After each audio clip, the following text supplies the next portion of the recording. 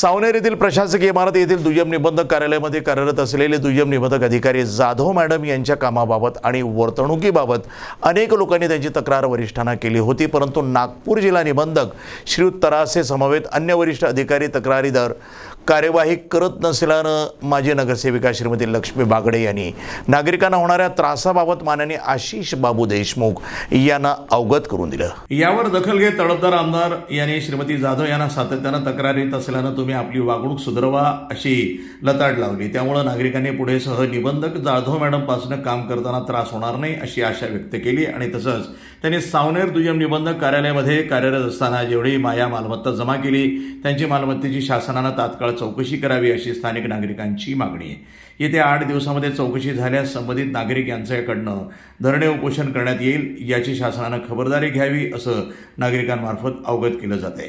प्रतिनिधी Mangesh Urade, NTV news Marathi, Nagpur.